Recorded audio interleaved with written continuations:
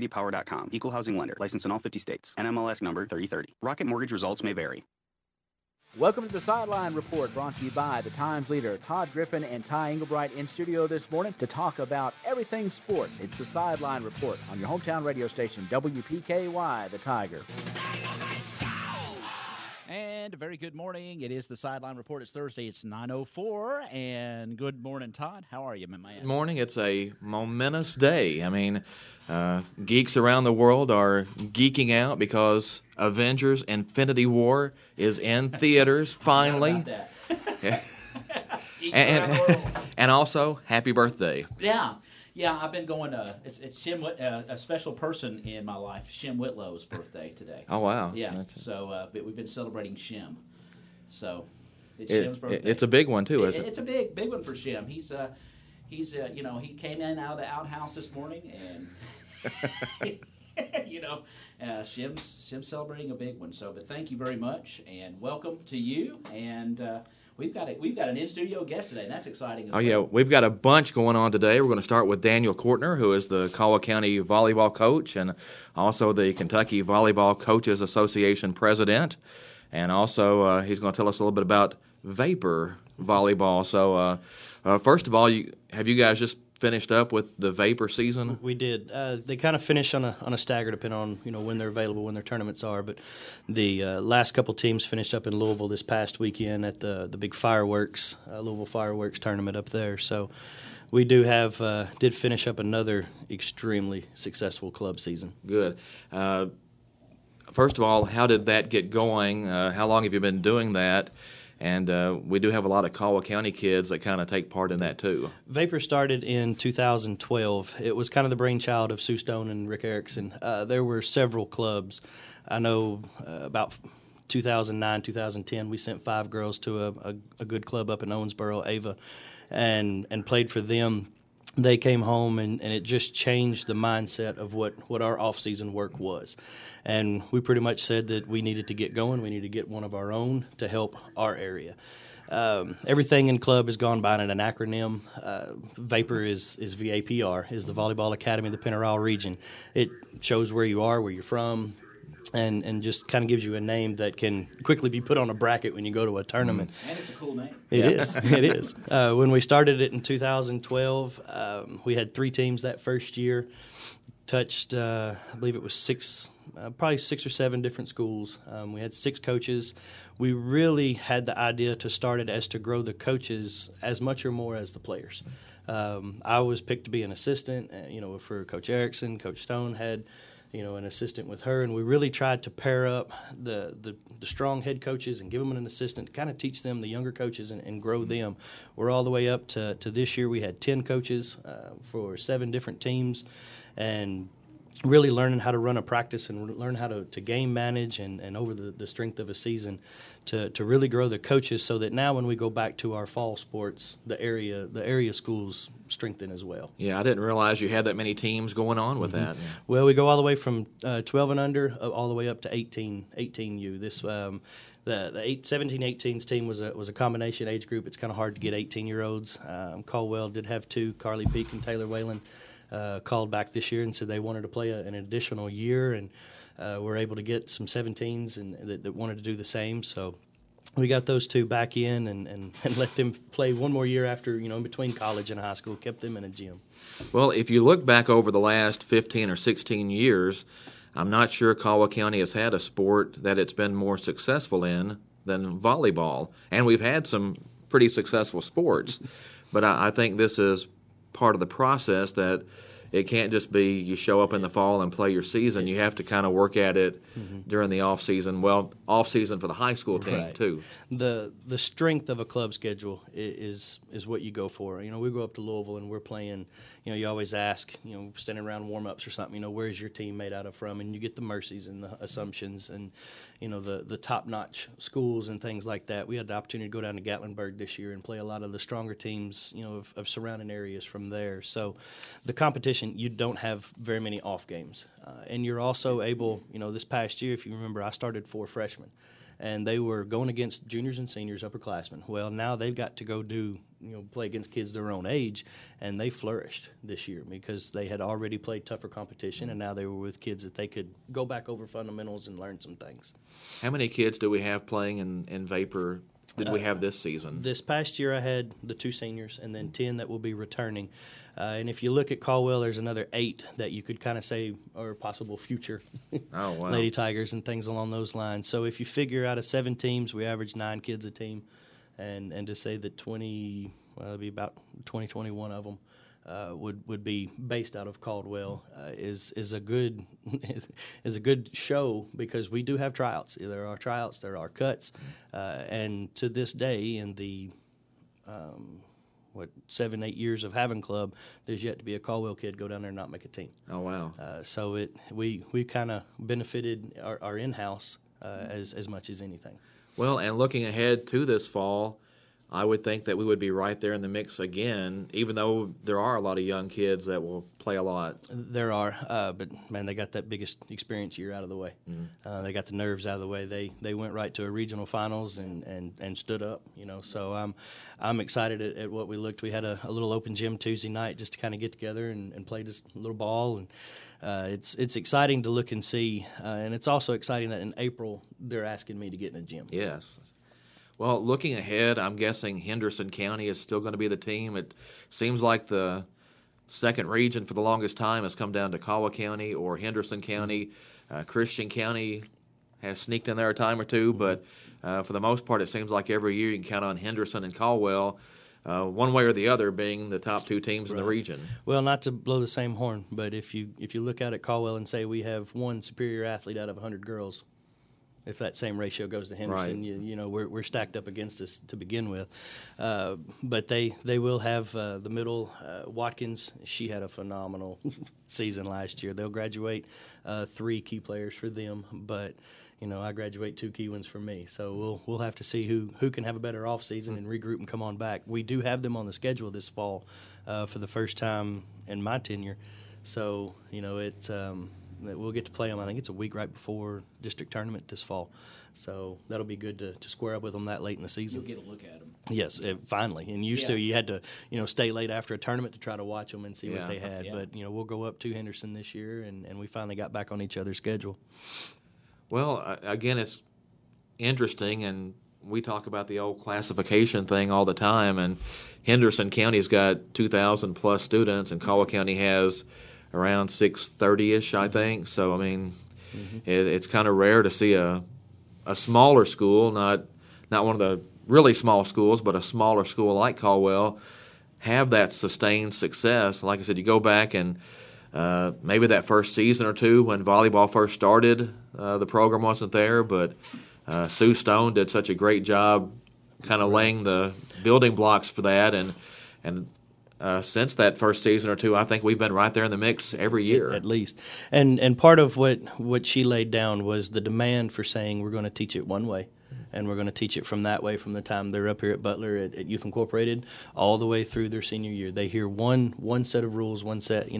Our 12 and under team this year, we teach them to bump, set, spike. We go play teams, well, we only need to serve well, because a good serving team at 12-year-old, you're going to win a lot of ball games, while ours are losing based off the percentages of not a great pass, not a great set, not a great swing, and that frustrates them. But when they go to 13 and 14, those other teams are trying to unlearn and now learn the new style of game, and ours, we blow them away. And by the time we get to 14, we've already mastered what we would recognize as good volleyball. Yeah. You mentioned the schedule for next year. Of course, I think you had to redo that a little bit with the All-A Classic stuff. And, we just missed, if anybody missed that news, we just missed out on getting in the All-A Classic next year. And the good news for basketball is they can play in the Kentucky 2A championships next year, even though, that's certainly a tougher road than the All-A Classic would have been. But it's going to hurt our other sports because the 2A thing is only basketball for the first year, and it's going to be a year or 2 before they bring the other sports in, and who knows, in 2 years we might be back in the All-A Classic again. So, but it did force you to have to rework a few things. Well, I'm allowed 35 matches. We, through region and going up to state tournament, that was 6 up there at the state. So there's 8 of my 35 matches that I had to replace. With that, you try not to go, every Tuesday and Thursday traveling. The girls noticed the other night, right now I've got 5 home games. That's a product of not having the Class A games here this year. That's a product of last year I had, strengthened up the schedule quite a bit, and those teams, they came to us the first time. So now we pay them a visit back. So, to replace 8 matches this late in it has not been easy, and I'm really trying. When you look at club versus high school, you practice twice a week and you play about every other Saturday. So the girls in that have some time to rest. They don't get burnout. They've got times that they can play other sports. I had a girl from over in Hopkinsville, she was still running track and playing basketball the whole time she was playing club. And we really try to, allow the smaller schools in this area to play multiple sports and do things along those. So that's what I'm trying to build the high school season in is, a build up, a big strong weekend, and then take a little bit of time off and let them rest. Well, I know other people who don't like having a low number of home games, and that's the local media. That's right. Right. I told him it would be really neat since I have so much control over our schedule. It would be really neat if I could have 2018 Tuesday nights be the home game, Thursdays be the away, yes. and then next year it would flip. And just that way, if somebody said, "No, it's Tuesday night, let's go watch a game," So if I can ever get it turned that way, I'll be real happy. But it's going to take a couple of years to get that. Well, we always encourage people to go out and watch the volleyball games because I think when people go and watch a match, they'll get hooked because they're really fun. They're one of the funnest things to watch. I mean, I have to tune these guys down when I talk. But, it's one of the funner sports to watch because it's constant action, back and forth, and it lends itself very well if you're going to live video stream one. Oh, yeah. It lends itself very well for that. It probably sets up probably next to football is the best to do that. But it's just a lot of fun, and the atmosphere is electric. It really is. Well, and like I've said, Caldwell County has been really good for a really long time, and that's a reason to go out and watch. And, again, it's fun. I know there's a lot going on during the fall. You've got football and you've got soccer and just a whole lot of things going on, but I would encourage everyone to get out and try to watch a volleyball match. It didn't take me long to get hooked. Yeah. No, not at all. Well, we're talking to Caldwell County volleyball coach Daniel Cortner, and not just Caldwell County volleyball coach, but the Kentucky Volleyball Coaches Association president. What all does that entail? The association is that. It's a group of coaches, both head and assistant coaches. I remember when I first came in, Coach Stone would always sign me up and get me to be a member. So I've had the benefits for several years now. Our biggest thing is the awards based. It's the notification and honoring the kids for the work they've done. You go through and look, it's not just Louisville area schools and things along those lines. It's able to spread out for the 16 regions, players of the year. They'll go through and we'll nominate players of the week based off of stats and level of play and go through that in July. We have our coaches clinic. We've got the Cincinnati head coach, the new coach at U of L, working on a couple others from assistants of UK. Every year there's coaches that come in and do about an hour presentation on the floor, show new drills, share new new ideas and things along those lines. So to be put in that spot is basically going to be a link from coaches of all across the state, and it's a really big honor to have. I will say that. Well, volleyball continues to grow, and what are the coaches trying to do to continue that? Speed. Used to it just was, there wasn't a lot of speed, there wasn't a lot of power. And once people started to realize how athletic these young ladies are and can be when you really tap into that resource, that's why the games are so impressive now. Is they started out at a much slower pace, and then they said, hey, once we push them, and really kind of take the reins off and let them go be athletes. It's phenomenal how athletic these ladies are. So the biggest thing we're trying to do is speed. Safety is becoming a huge issue with concussions. There's some thoughts of arm swings and things along those lines of any kind of injuries. So that's kind of things that coaches are getting woke up across all sports nowadays. But really what we're trying to do is just raise the level of play and, for lack of a better way, close the gap in between the private schools up around Lexington and northern Kentucky to really close the gap across the state to raise all the levels.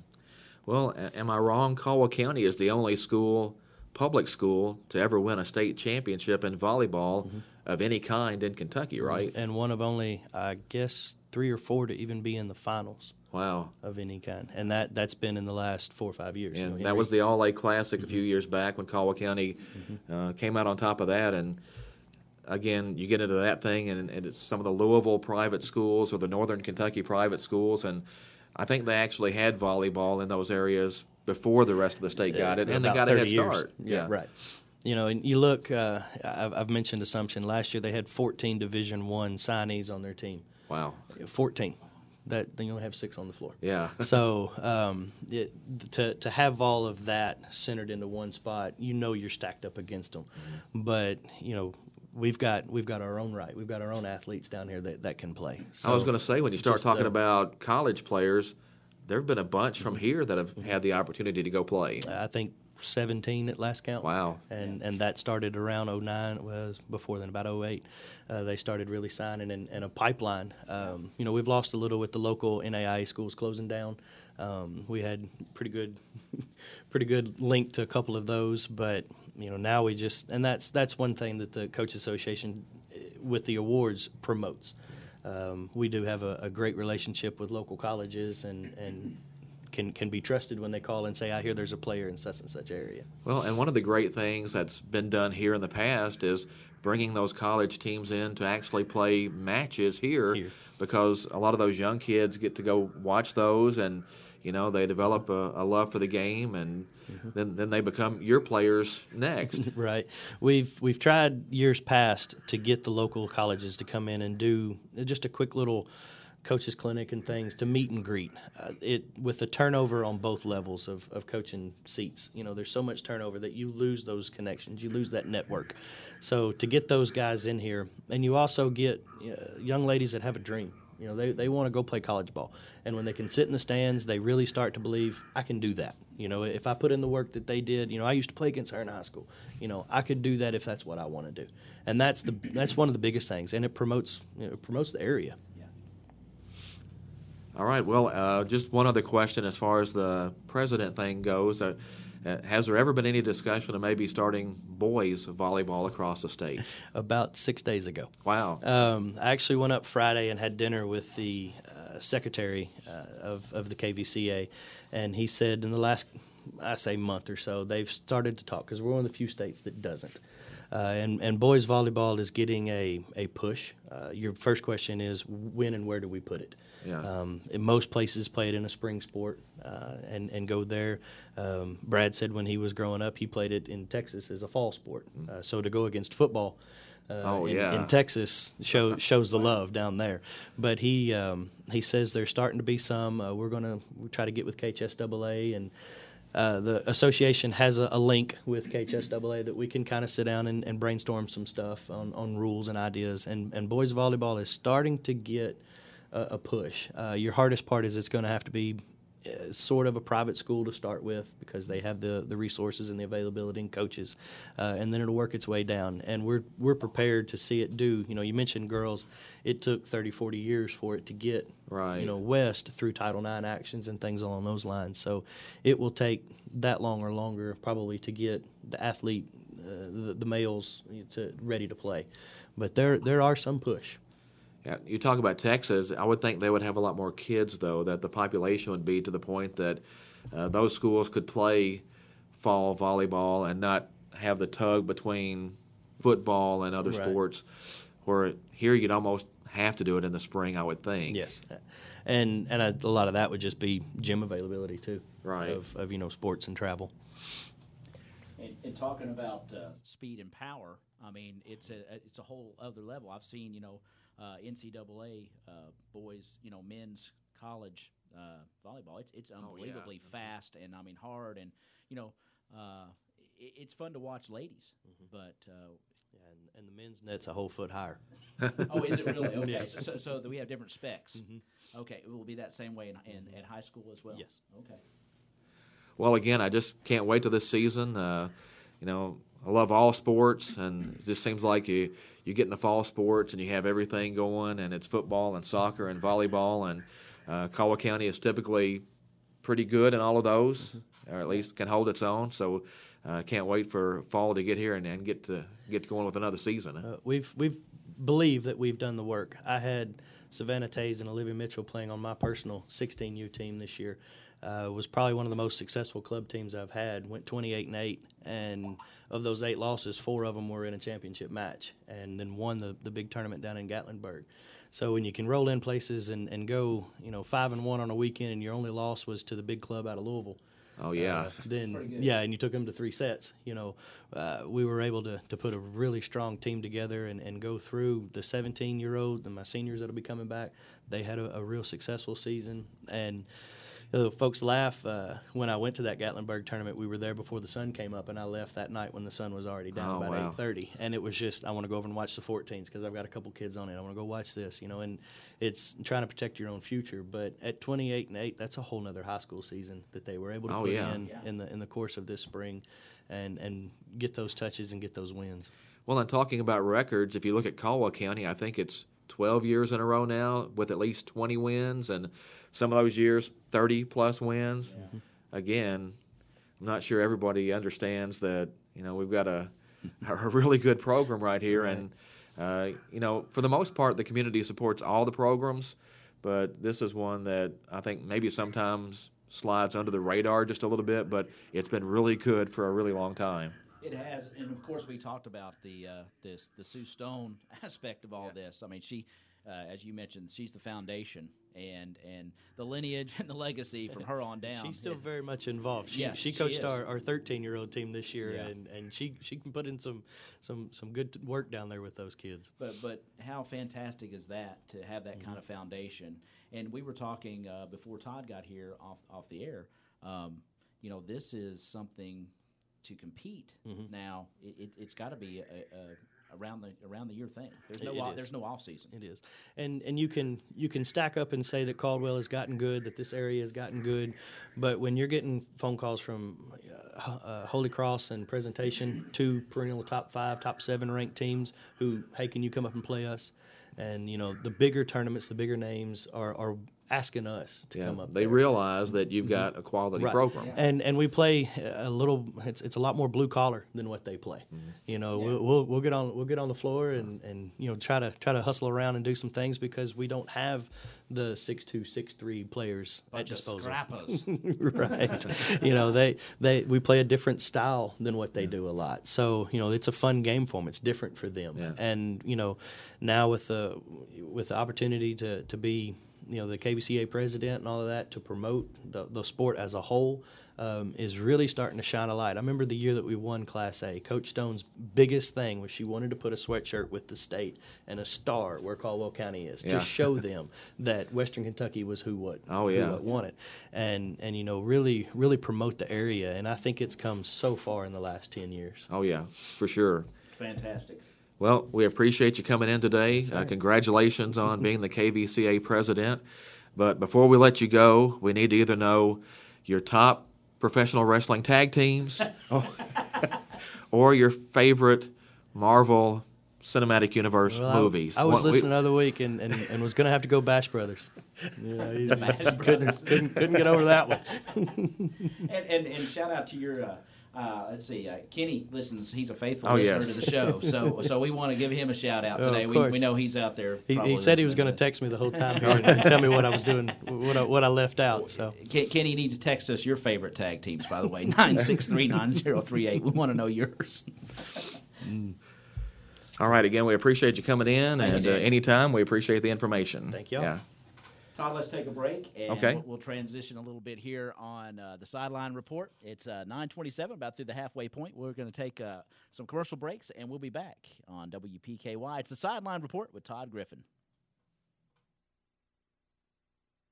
La Potosina in Princeton and Marion is the best place to experience delicious, authentic Mexican cuisine with an extensive menu that has something for everyone. Choose from local favorites like fajitas, chimichangas, burritos, and Maria's favorite with rice, grilled onions, and peppers, chicken, shrimp, steak, or a combination topped with La Potosina's mouth-watering cheese sauce. That's La Potosina with 2 locations to serve you in Princeton and Marion. La Potosina Mexican Restaurant.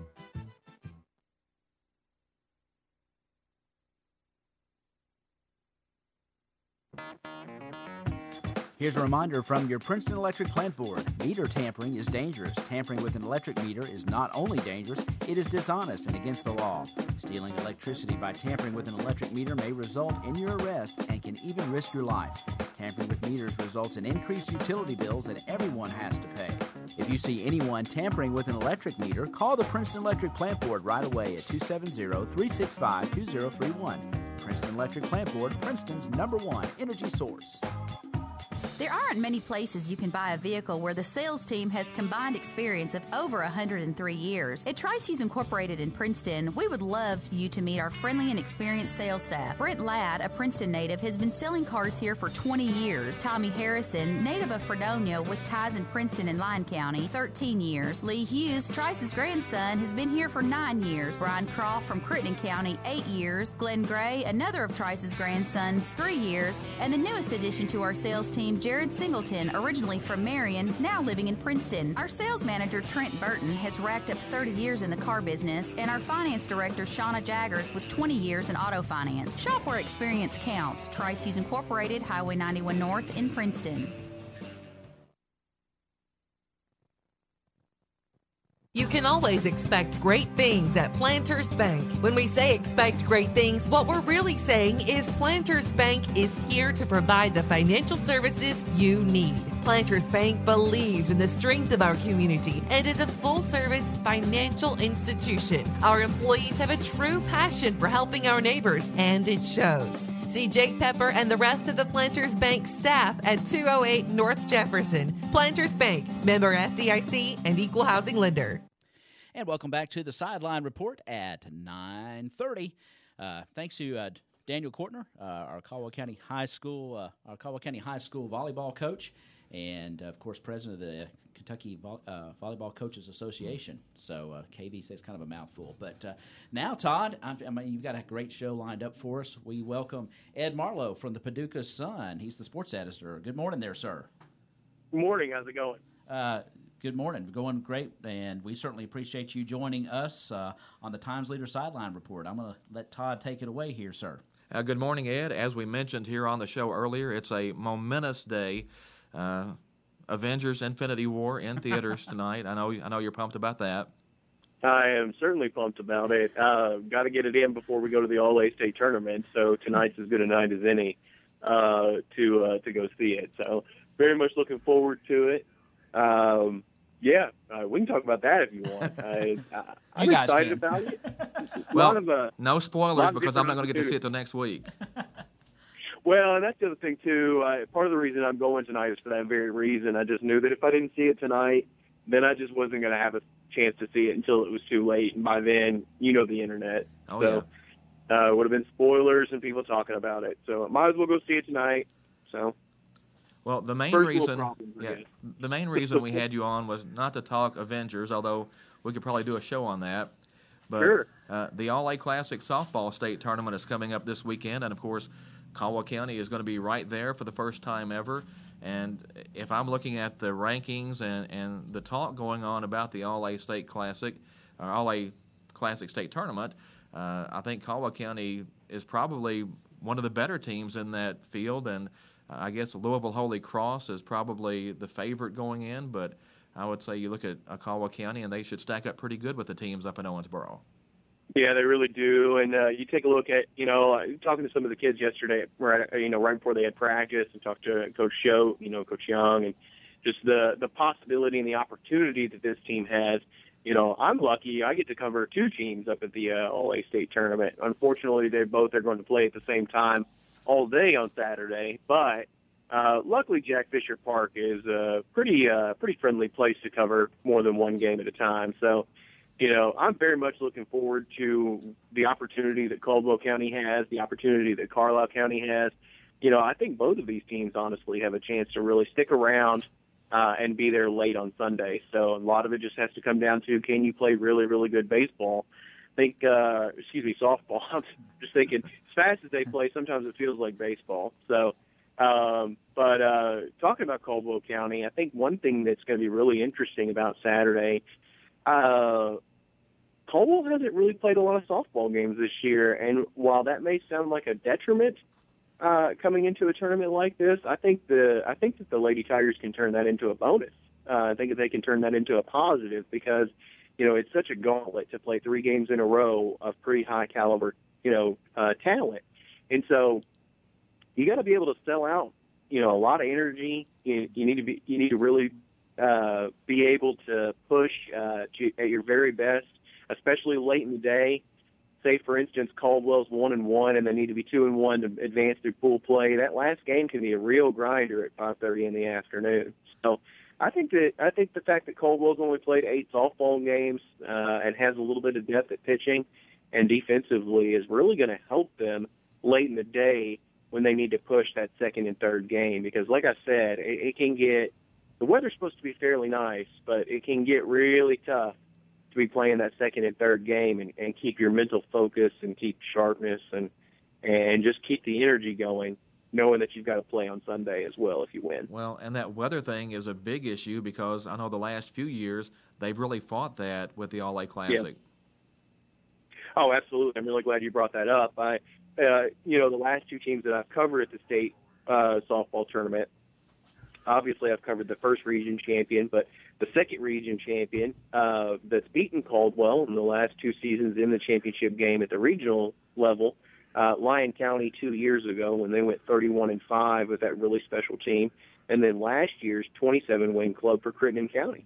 And I think Caldwell, even though this is their first year and potentially last year, you never know how KHSAA will change these things up, but Caldwell would love to follow in the footsteps of Lyon County and Crittenden County for 2 reasons. One, they'd like to wash away those tough championship defeats over the past 2 seasons that would have gotten them to Owensboro much earlier than this season. But 2, they'd like to just follow in the footsteps because those teams were successful. Lyon County ended up in an abbreviated tournament making the state semis before losing a very tough matchup there in that Final Four.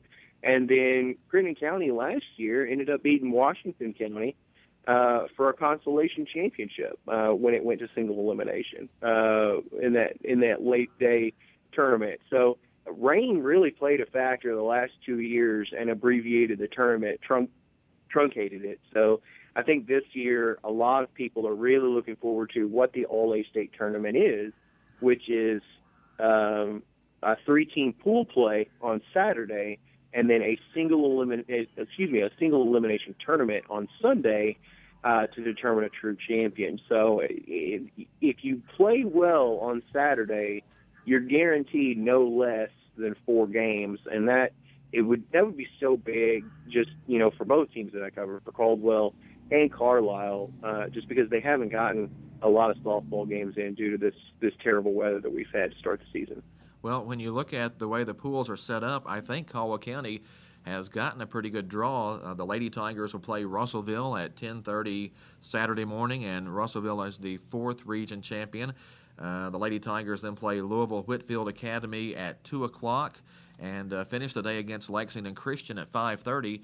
And it looks to me like Lexington Christian is probably the toughest of the other 3 teams, and I would think Caldwell County has a good chance to win its pool up there.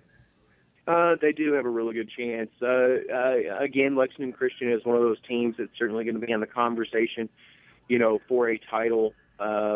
This weekend, of course, Holy Cross being the 2-time defending certainly makes them the bread and butter favorite to come away with a title at Jack Fisher. But exactly, Todd, it's one of those situations where if you can go 2-1 or 3-0 on Saturday, you're really going to be sitting pretty for Sunday's elimination round. So, again, it'll be really interesting to see how Caldwell plays their pitching rotation. I know Katie Franklin gets a lot of the headlines, but it sounds like Peyton Young is healthy again.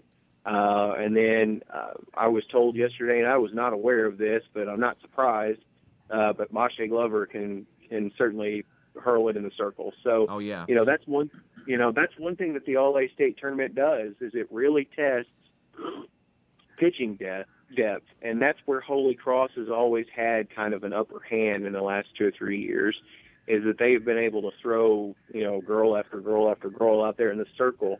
And that's just that's how softball tournaments work. I mean, there's only so many times in a day where you can throw 60, 70, 80 pitches, before, your arm is tired and you start leaving things a little fatter over the plate. So, that's just natural progression. I mean, even Montana Fouts from East Carter, I mean, she's even susceptible to that. It's happened a couple of times at the state tournament, despite her being probably the best pitcher in the state this year and the last couple of years. So, it's just one of those situations. Your pitching depth has to really be there if you want to come away with a championship over a 2-day period. Well, the good thing about pool play is you at least have a game in between each games. When you get to that Sunday, it's just back to back to back. Mm-hmm. Absolutely. Well, and that's another thing that you really got to test yourself too. Saturday, yes, you do have a little bit of a break. You can, catch some Gatorade, get a lunch, fuel up, take a rest. One thing I will say is the beating down heat won't be there this year either, and that's even with the rain over the last couple of seasons. That second day, where they've delayed everything, there's been a decent amount of heat. Because usually by about late April, early May, we're starting to get into the touches of a hotter spring, getting closer to summer. But I don't think we'll have that this weekend. We're looking at high 60s, low 70s, pretty temperate weather. So it should be, again, knocking on wood here, it should be really decent weather for a softball tournament over the weekend. But that doesn't necessarily change the fact you can still suffer heat exhaustion. You can get dehydrated, and those kind of things. You've got to really game plan for, especially in a small state tournament. Going to the KHSAA state tournament, deep rosters are tested, but it's a little different because there's a lot more depth. When you've got a Caldwell County or a Lyon or a Carlisle or a Trigg or whoever is at the state, All-A tournament, it ends up being a situation where you're testing a roster of maybe 18 to 20 kids. So it's a lot different, and you've got to play it smart. We're talking with Ed Marlowe of the Paducah Sun, and I was looking at the brackets, and when you start matching up pool play and winners and runners-up for that second day, the Caldwell County pool is actually opposite the Louisville Holy Cross pool. So it would behoove the Lady Tigers to try to win their pool because in that event, you're probably going to be opposite Louisville Holy Cross in the single elimination, whereas if you finish runner-up, you might be looking at them in that first game on Sunday. You might, yeah, absolutely, and that's a really great point. Again, I know the old adage is you got to play the best to be the best, and I get that, but you certainly would like to get warm, get comfortable, get into your rotation before you take a shot, at Louisville Holy Cross. They're a great team. They are every year. I haven't really had a chance to look at a lot of their statistics from this season, but they always play one of the toughest schedules each year, and a lot of that comes to proximity. Louisville Holy Cross is located so close to so many great teams within the state of Kentucky, but, they also are a really good team for as small of a program as they are. And a lot of that just comes down to the fact that they have pitching. Pitching is such a critical part. I mean, it's one thing to possess a great offense, as we've seen in several local baseball teams and local softball teams, but a lot of times you win state tournaments, you win state championships with your pitching and who you have in the circle, and that's where Holy Cross usually gets it done. And I wouldn't be surprised if that's how they get it done this weekend. But again, something that Caldwell County does possess is a lot of speed and a lot of power. You take a look at somebody like Masha Glover and then, the lone senior Jamie Burke. They're both, top 25, top 30 in home runs, both really good at getting on base. Katie Franklin's really good at getting on base. Maddie Schote's really good at getting on base. When you've got some ladies that can get on base on a consistent basis and you've got two or three pitchers that you can trust to keep the game low scoring, that puts you in any game, in any situation. And so, if they end up playing Holy Cross early on Sunday, if they make it to Sunday and they see Holy Cross early, we'll see. I mean, it'll certainly be a great jump start to your morning on Sunday. And who knows? You have that matchup, and say Caldwell comes out on top, you got to start feeling really, really, really excited about the possibility that you come away with an All-A state championship. Oh, yeah.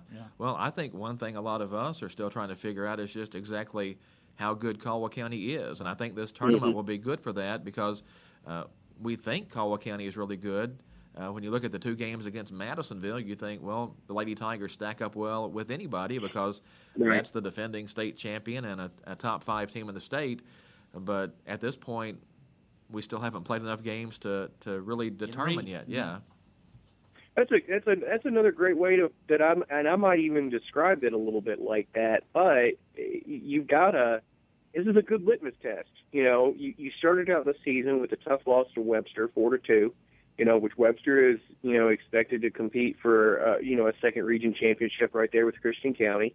You've had a couple of matchups during this season that would have been great, markers to see where you were that got rained out. One was against Christian County, another one against McCracken County, the potential, Region 1 favorite, that's won, the Region 1 championship the last 4 seasons, has a state title along the way. So both of those games, I think everybody kind of had circles a little bit, like, oh, hey, let's play these, let's see how these go, and we'll throw our best, and they'll throw their best, and we'll see how the chips fall. But both of those games have been rained out, and then of course, you mentioned spring break. A lot of teams were able to really find themselves during spring break and determine, okay, well, here's what we're going to do this season. Here's what works. Here's what doesn't. And Caldwell, thinking that they could get away from the weather, went all the way to Cookeville and did not get a chance to play more than 1 game before it was a rain out and then a freeze out. And that's just really unfortunate. That's happened to a couple other teams too in the West Kentucky area. But, Caldwell not getting a chance to really even extend its, sea legs, so to speak, during the spring break week is just, it's kind of been the icing on the cake for this team. Talking to Katie and Mosh and Jamie yesterday, they were practicing on the field, and they said that it was their 5th live practice on the field in the entire season. We're already a month in, and that's tough. They said that they've been taking so many ground balls in a gym over the last 3 to 4 weeks that they don't even know the difference anymore because they've not been able to drag and play their field more than about a handful of times this season just for practice alone. So big doubleheader tonight against Hopkins County Central. They might get them in the groove of playing softball again this coming weekend, but it's just, that's just kind of where we are this season. Caldwell is not the only team that's had to do that, but, in talking to them yesterday, that's been the toughest part is they just really haven't gotten a lot of live play.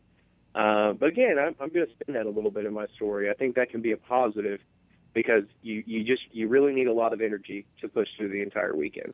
Well, and the thing that's the killer in baseball and softball when you start missing those games is the season's kind of short to begin with, so there's no real time to make up games and no real time to try to get, that experience on the field because before you know it, the district tournament's here and the region tournament's here and the season's over. Yeah, absolutely. You can't – there's only so many games toward the back end that you can squeeze in. And even then, I don't mean this like this sounds, you've got to get the district and the regional games in. They're far more important than your non-district and your non-regional opponents, despite difficulty, despite wanting to test your team. I'm sure, David and company would love to play, McCracken counties and things like that. And again, that tournament there at the end of the season is still on the schedule as of now. But if it rains out, you're not really making that up either. So, you really just want to test yourself late in the season.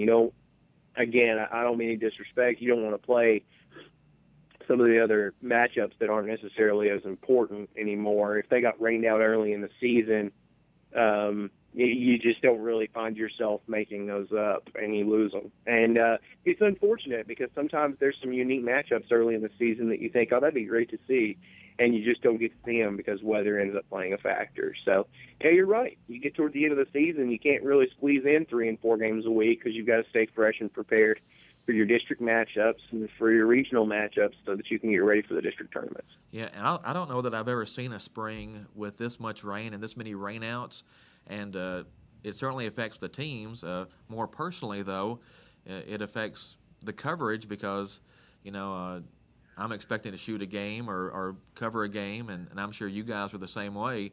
And there are some nights where there's just not anything to go to. Yeah, absolutely. And you start getting a little more creative. You start Well, I mean, luckily it's been a fairly busy spring. There's a lot of different things going on as far as, kids committing for basketball programs or, spring football updates or, I've written 2 or 3 different features on some other things as well. But, still, you're right. It certainly does test the mettle of a sports writer because, you're looking for the opportunity to maintain some sort of coverage and some sort of storyline that's developing within a baseball or a softball program. And when there's rain and there's no game, it's really hard to even featurize baseball and softball players because they're not out there playing. They're not out there putting up stats or, having a remarkable seasons or having tough seasons and having to navigate through it or, there's the adversity is weather.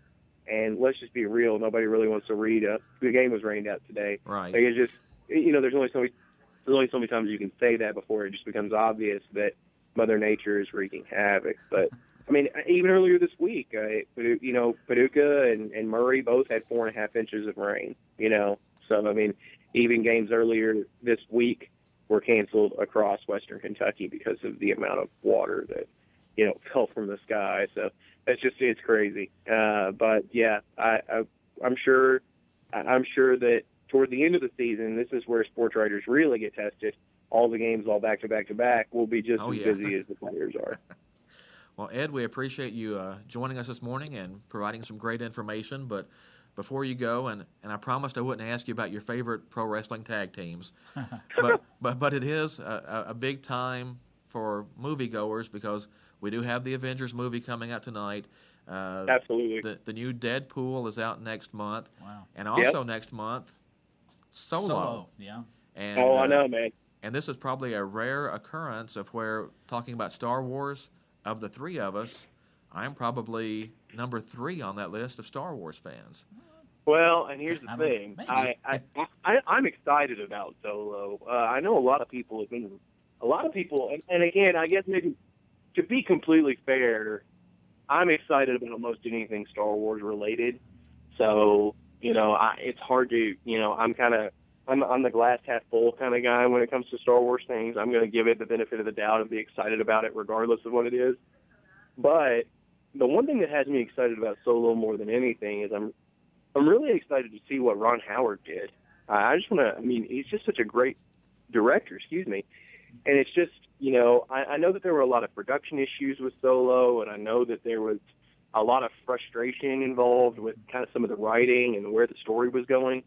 But I'm really excited about Ron Howard taking it over, and I'm really excited about Lawrence Kasdan writing it, the original screenwriter for Empire Strikes Back and A New Hope and one of the lead writers for Return of the Jedi. Like, this is a team that cares about the authenticity and the originality of Star Wars. So, I'm really excited to see what Ron Howard and Lawrence Kasdan came up with when it comes to the Solo story. And again, I know a lot of the complaints from several Star Wars fans is, well, we already know a lot about Solo. Why do we need to know more? And all that sort of stuff. I care more about the tertiary characters, the secondary characters. I want to know more about Lando's involvement. Sure. I want to know more about, obviously with the new canon, you don't have a Chewie. We had an original story of how Han and Chewie got together, before A New Hope, but this is a new way to describe how did Han and Chewie get together, and that, to me, I'm more excited about the secondary characters around Han Solo than actually Han Solo himself. Obviously, the movie's about him, but it's all the interactions around him that really develop him into what he is, and Chewbacca is a really big part of that. So I'm really looking forward to it, and it may be terrible, but I'm still going to go see it. Yeah, I think it'll be a good movie. There's a lot of pressure because I think Star Wars fans, that Han backstory has been, clamored for so long, and Ron Howard does usually do a great movie, so it's going to be interesting to see how that goes. Yeah, and if you watch the Twitter feeds, Ed, a little bit, you see, you can't please everybody. I love, we've got a little bit different look to the Millennium Falcon. And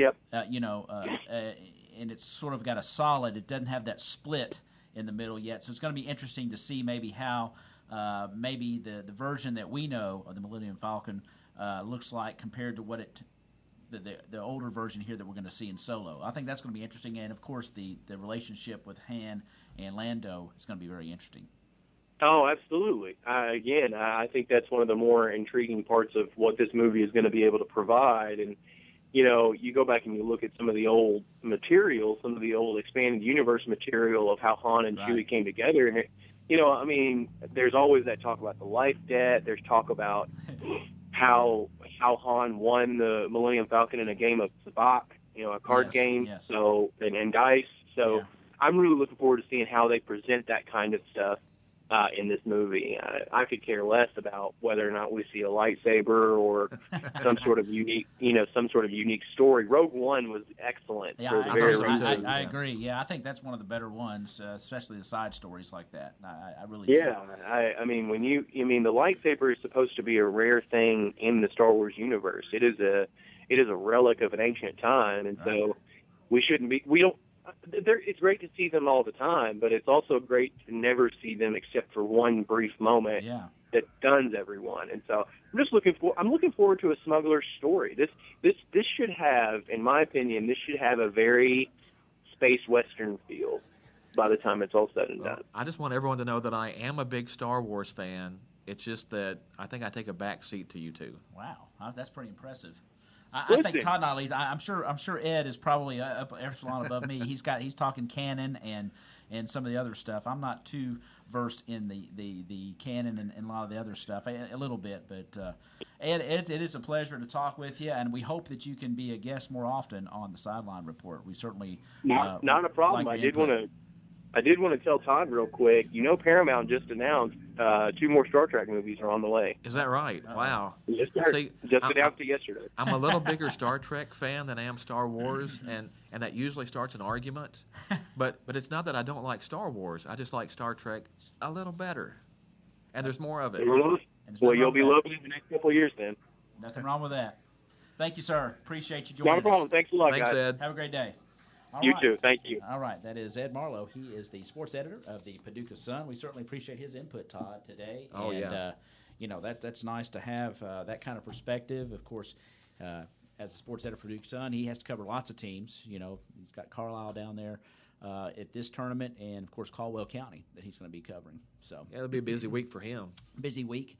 And we have not lined out what we're going to do yet as far as All A, but we will stay tuned. We will let you know. We're going to do something. Yeah, just to run through the schedule again. First of all, the Lady Tigers will play 2 games tonight at home. That is now a home 7th District doubleheader with Hopkins County Central. The schedule's been bounced around thanks to the weather, and I think that's field conditions and different things. Just one of those things of spring. Hopefully we get those games in, but it is a varsity doubleheader here tonight as of right now. Right. And baseball's over there, right? Yes, at Hopkins Central.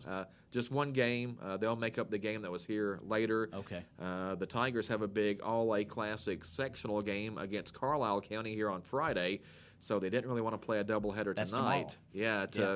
To use up a lot of pitching, and they want everybody ready for that All-A Classic sectional because, that stands between you and a trip to the big ballpark in Lexington. Exactly. So.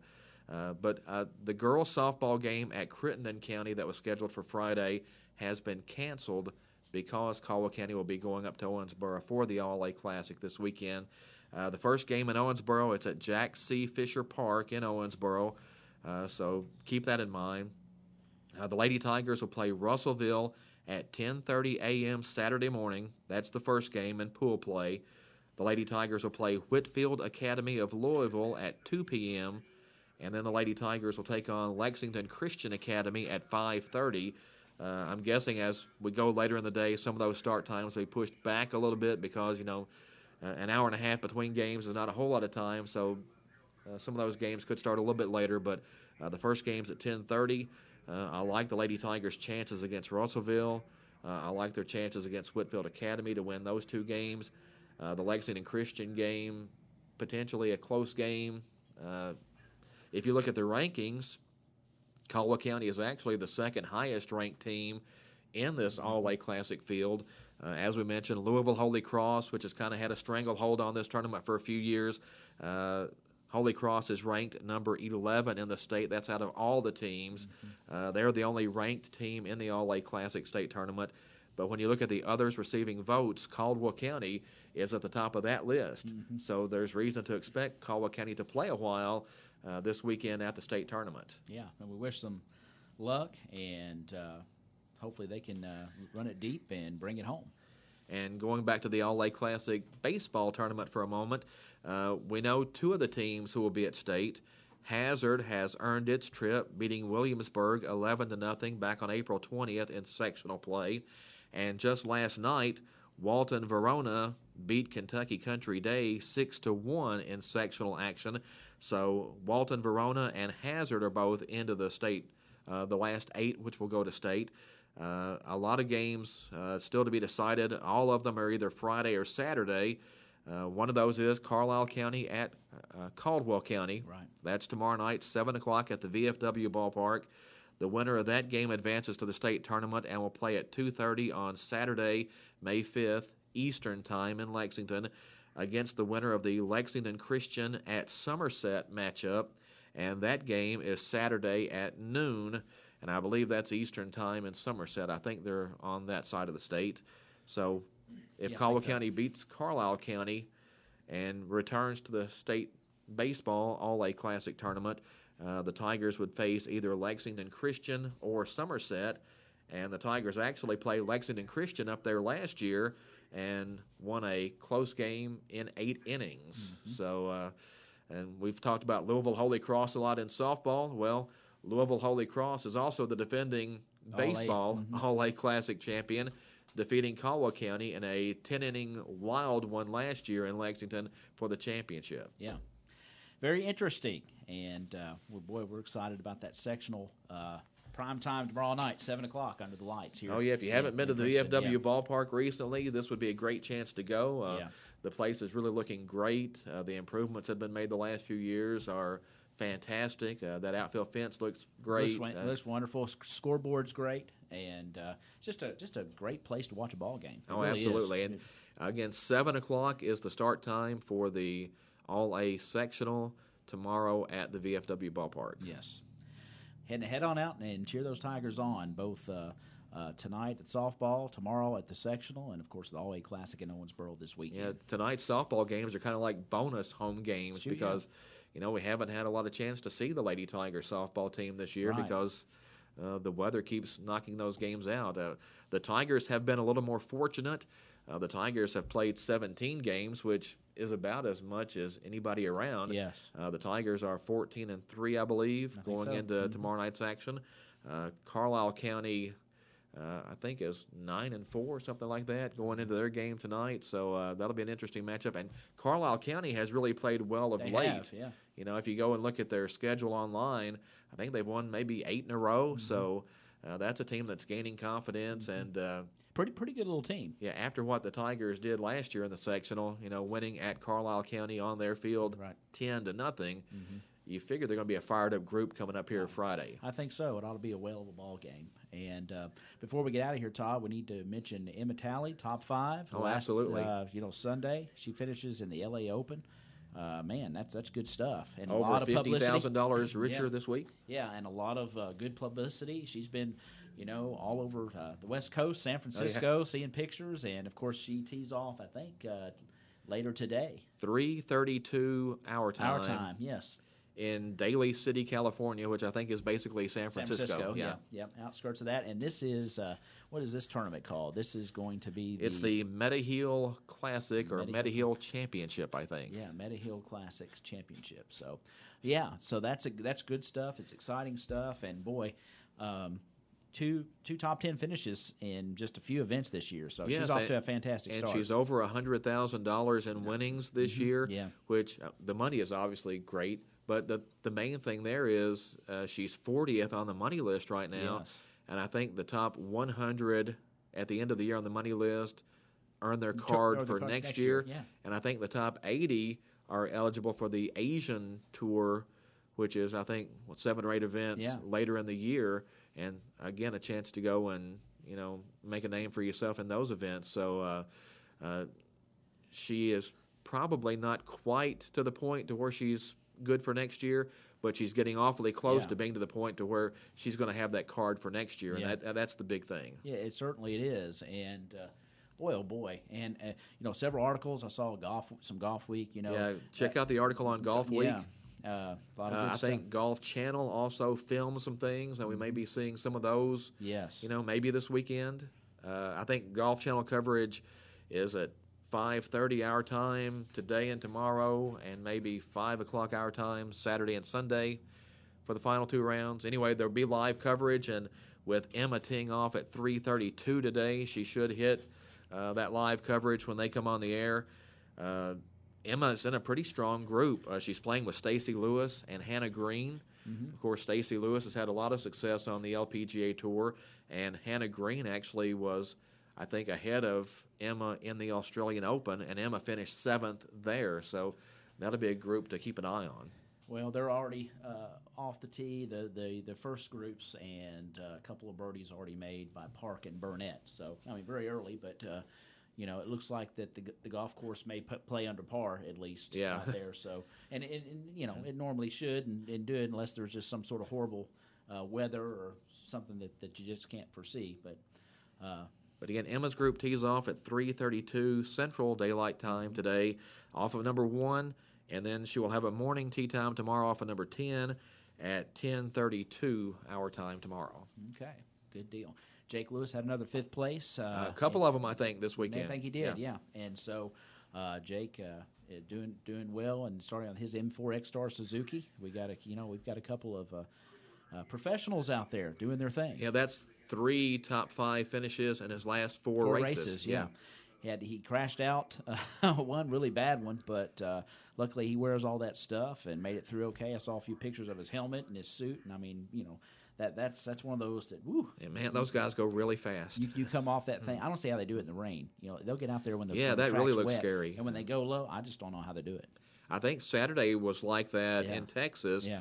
Sunday looked like it was pretty good, but yeah. That's something. Well, congratulations to Jake as well. So, what else do we have on the list? We can go over a few more minutes. Well, the Predators are through to the second Yes, round. they I know are. a lot of people are fired up about that. Nashville gets the Winnipeg Jets next. Game 1 is Friday night. They'll be dropping the puck about the same time we're watching our first pitch at the VFW ballpark. It's a 7 o'clock start Friday for Game 1, Predators and Jets in Nashville or Smashville, if you prefer. Smashville this time of year, certainly. NBC Sports Network has that game. Game 2 is Sunday evening on NBC Sports Network. Game 3 is Tuesday on CNBC. Game 4 next Thursday at 8:30 on NBC Sports Network. Hopefully for Predators fans, it won't go much past that. Yes.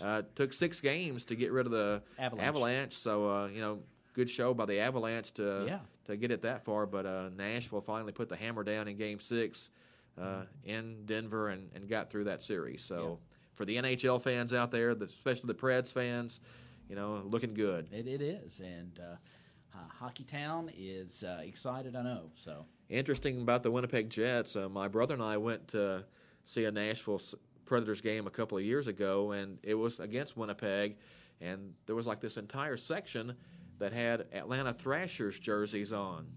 Of course, Winnipeg. Yeah. This version of the Winnipeg Jets, there was another Winnipeg Jets before that they moved. were the Atlanta Thrashers.